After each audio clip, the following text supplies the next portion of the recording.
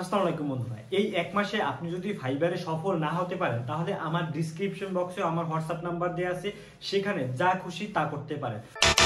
তবে শর্ত একটাই, ফাইবারে কাজ করা যায় এমন যে কোনো একটা ক্যাটাগরির উপরে আপনাকে পুরোপুরি এক্সপার্ট হয়ে তারপরে আপনাকে এখানে আসতে হবে। কিন্তু আমরা সাধারণত এই ভুলটা করে থাকি, কোনো একটি ক্যাটাগরির উপরে কাজ শেখার পর একটি ফাইবার অ্যাকাউন্ট ক্রিয়েট করে সাথে সাথে গিগ পাবলিশ করে দিই। কিন্তু অর্ডার পেতে হলে এবং গিগকে র্যাঙ্ক করাতে হলে এর পিছনে যে আরো অনেক কিছু আছে, এটাকে আমরা স্কিপ করে যাই।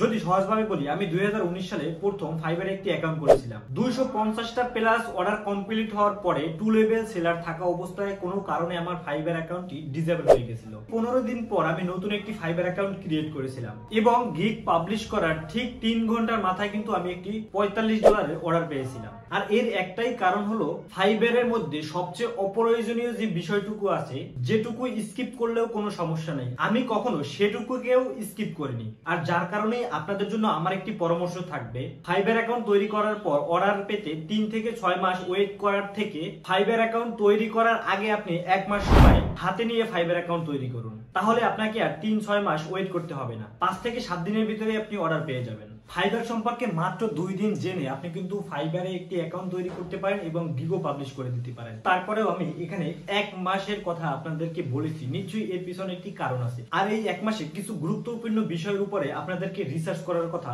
বলা হবে। এখানে প্রথম 5 দিনে যে বিষয়টার কথা বলা হয়েছে সেটা তেমন একটি গুরুত্বপূর্ণ না।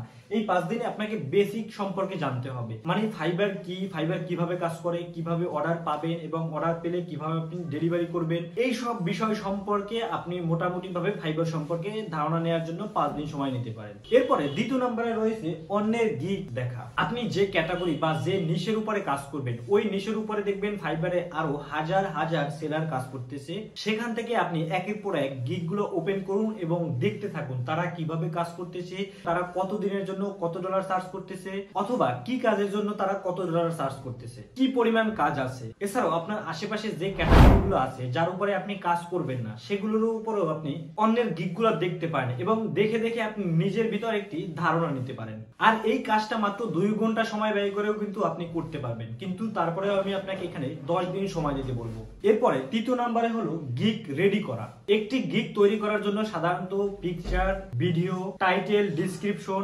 এফএকিউ এবং 5টি ট্যাগ দরকার হয়। আর এই 5 দিন সময় নিয়ে আপনি এগুলোকে ইউনিক ভাবে তৈরি করতে পারেন। অবশ্যই এগুলো তৈরি করার ক্ষেত্রে এসইও ফ্রেন্ডলি করার চেষ্টা করবেন। আর গিগ তৈরি করার ক্ষেত্রে আপনাকে এসইও রিলেটেড কথাটা মাথায় রাখতে হবে। এবং সর্বশেষ বিষয়টা হলো পাবলিশ করা এবং মার্কেটিং করা। সবকিছু ঠিকঠাক থাকলে আপনি প্রপারলি ভাবে একটি গিগ রেডি করে সেটাকে পাবলিশ করে দিন এবং সেটাকে বিভিন্ন ভাবে মার্কেটিং করতে পারেন। আর এই মার্কেটিং সম্পর্কেও হয়তো আপনি এতক্ষণে জেনে থাকবেন। আপনি যদি প্রথম থেকে শুরু করে শেষ পর্যন্ত সব ঠিকঠাক ভাবে করতে পারেন, তাহলে এই 1 মাসের ভিতরেই আপনি অর্ডার 100% পেয়ে যাবেন।